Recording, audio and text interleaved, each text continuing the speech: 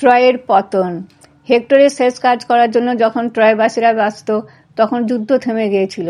Achilles রাজা প্রিয়ামকে কথা দিয়েছিলেন, ট্রয়ের জাতীয় শোকের দিনে গ্রিকরা তাদের আক্রমণ করবে না।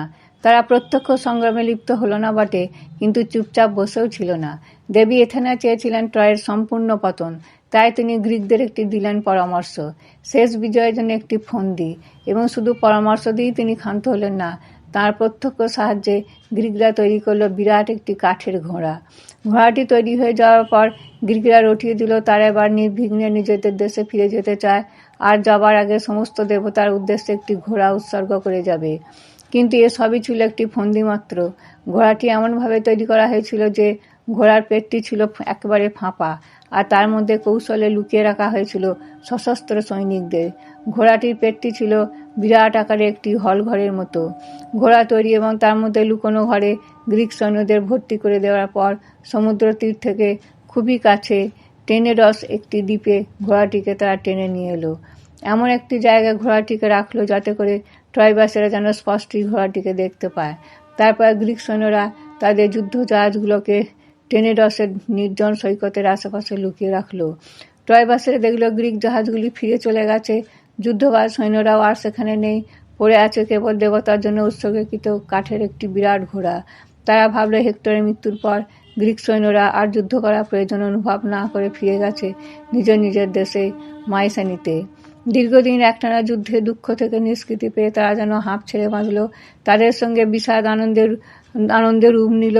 যুদ্ধ বিগ্রহ তো করি কারোরই বেশি দিন ভালো লাগে না। ট্রয়ের চারপাশে বিশাল প্রাচীর দিয়ে ঘেরা সীমানার দরজা তারা খুলে দিল। গ্রিকদের পরিত্যক্ত শিবিরের চারদিকে তারা নির্ভয়ে ঘুরে বেড়াতে শুরু করলো, কারণ গ্রিকদের অধিকৃত সমুদ্রতে তখন কোনো যুদ্ধ জাহাজ ছিল না, ছাউনিগুলো ছিল ফাঁকা। দীর্ঘকাল যুদ্ধের পর তারা নির্জন সমুদ্র সৈকতে আনন্দে বিচরণ করতে লাগলো। সেই বিরাট কাঠের ঘোড়াটা দেখে তারা ভাবল দেবী এথেনার উদ্দেশ্যে নিবেদিত ঘোড়াটা কেবল বড়ই নয়, তার সারা দেহে অপূর্ব কাঠের কাজের নিদর্শন। ঘোড়াটির বিশালত্ব দেখে ট্রয়বাসীরা বেশ বিস্মিতই হলো। এমন সুন্দর কারুকার্যের নমুনা দেখে ট্রয়বাসীরই একজন বললেন, বন্ধুগণ, সুন্দর কারুকার্যময় আর বিশাল ঘোড়াটিকে এমনভাবে সমুদ্রের তীরে নোনা হাওয়ায় রেখে দেওয়া উচিত হবে না। তার চেয়ে চলুন আমরা এটিকে নিয়ে যাই আমাদের শহরের মধ্যে, শহরে কোনো একটি উল্লেখযোগ্য স্থানে এটিকে প্রতিষ্ঠিত করা যাক। কে জানে এই কথাগুলি যার মুখ থেকে প্রথম উচ্চারিত হয়েছিল সে ট্রয়ের পতন চেয়েছিল কিনা, অথবা নিয়তি তার ঘাড়ে ভর করে চরম সত্যটি প্রকাশ করেছিলেন কিনা। যাই হোক, ট্রয়ের ভাগ্য কিন্তু সেই দিনই নির্ধারিত হয়ে গিয়েছিল। লোকটির প্রস্তাবে যখন সারা দেশের লোক একমত হয়ে উঠল, ঠিক তখনই একজনের বুক কেঁপে উঠল এক ভয়াবহ আশঙ্কা। তিনি হলেন পুরোহিত লাউকিন। শহরের সর্বোচ্চ স্থানে তিনি বাস করতেন। নিরীহ এবং বোকা দেশবাসীর সিদ্ধান্তে আর তিনি স্থির থাকতে পারলেন না। নেমে এলেন সমুদ্র তীরে। মানুষগুলো যখন মহানন্দে সেই ঘোড়াটিকে শহরের মধ্যে নিয়ে যাওয়ার জন্য নাচানাচি শুরু করেছে, লাউকুন তখন তাদের উদ্দেশ্যে বললেন, হে হতভাগ্য ট্রয়বাসীরা, তোমরা আজ বোকার মতো সর্বনাশ আনন্দে নৃত্য করছো। তোমরা বুঝতে পারছো না কি দুর্ভাগ্য তোমরা ডেকে নিয়ে আসছো। তোমরা উন্মাদ হয়ে গেছো, তাই তোমরা সত্যকে দেখতে পাচ্ছ না। কি করে তোমরা এত সহজে গ্রিকদের বিশ্বাস করে ফেললে? গ্রিকরা তোমাদের শত্রু। শত্রুকে কখনোই সহজে বিশ্বাস করতে নেই। তোমরা কেমন করে ভাবলে গ্রিকরা এত অল্প দিনের মধ্যে সব যুদ্ধ রেষারেষি ভুলে গিয়ে নিজেদের দেশে ফিরে যাবে? আগের সমস্ত বিদ্বেষ ভুলে গিয়ে তারা তোমাদের জন্য একটা উপহার রেখে ফিরে গেছে, এমন অসম্ভব কথা তোমরা বিশ্বাস করলে কিভাবে? এটা যে তাদের একটা চাল নয়, এই কথা তোমরা কি হলফ করে বলতে পারো? লাউকিনের কথা শুনে সমগ্র জনতা উল্লাস থামিয়ে কিছুক্ষণের জন্য চুপ করে দাঁড়িয়ে রইল। তার কথা সত্য মিথ্যা নিয়ে ভাবতে শুরু করলো। জনতার মধ্য থেকে একজন হঠাৎ জিজ্ঞাসা করলো, কী ধরনের চাল হতে পারে বলে আপনি মনে করেন? জনতাকে শান্ত করে লাউকিন বললেন, আমার ধারণা যদি একান্তই মিথ্যা না হয়, তাহলে আমার মনে হয় এই বিশাল ঘোড়া একটি উদ্দেশ্যমূলক বস্তু। ওই ঘোড়ার যে বিশাল পেটটা দেখছো, নিশ্চয়ই ওর মধ্যে গ্রিক সৈন্যরা লুকিয়ে আছে। অথবা এমনও হতে পারে ওই ঘোড়ার পেটে এমন একটা কোনো মারণাস্ত্র লুকোনো আছে যা আমাদের ট্রয়ের দেয়ালকে ভেঙে চুরমার করে দিতে পারে। ওই সর্বনেশে ঘোড়াটাকে আমাদের কোনো মতেই ভালো মনে হচ্ছে না। বন্ধুগণ, আমার সরলমতি দেশবাসীরা, তোমরা আমার কথা হেসে উড়িয়ে দিও না। মনে রেখো, এই নিষ্প্রাণ কাঠের ঘোড়াটা নিষ্প্রাণ নয়, আমার পক্ষে তা অমঙ্গলে।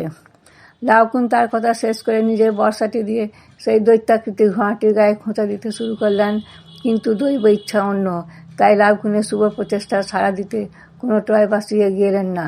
তারাও যদি লাউকুনের মতো নিজেদের বর্ষা দিয়ে কাঠের ঘোড়াটিকে টুকরো টুকরো করে দিতে পারত, তাহলে হয়তো আজও ট্রয় শ্রেষ্ঠ নগরী হয়ে পৃথিবীর বুকে নিজের মহান নিয়ে দাঁড়িয়ে থাকতে পারত। কিন্তু তা হবার নয়। সেই মুহূর্তে এক ভয়ানক দৈব ঘটনায় সব কিছু ওলটপালট হয়ে গেল। প্যাসোডানের পুরোহিত লাউকুন তার অভ্যস্ত ভঙ্গিতে পূজার বেদিতে যখন একটি ষাঁড়কে দেবতার উদ্দেশ্যে বলি দিতে উদ্যত হলেন, সেই মুহূর্তে সমুদ্রবক্ষ থেকে হঠাৎ উঠে এলো দুটি ভয়ানক এবং বিশাল আকৃতির সর্প ড্রাগন। তারা নিমেষে ছুটে এলো লাউকুন আর তার ছেলের কাছে এবং পলকের মধ্যে সবাইকে গিলে ফেলল। এমন ভয়ানক দৃশ্য দেখে সমগ্র জনতা ভয়ে কেঁপে উঠল। তাদের মনে হলো বদ্ধমূল ধারণা যে দেবতার ইচ্ছাতেই লাউকুনের এই শোচনীয় পরিণতি।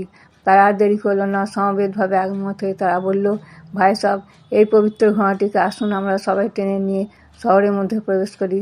তারপর তাকে একটি পবিত্র জায়গায় রেখে আমরা দেবতার কাছে নৈবেদ্য প্রদান করি। সঙ্গে সঙ্গে তারা দেয়াল কাটা শুরু করে দিল।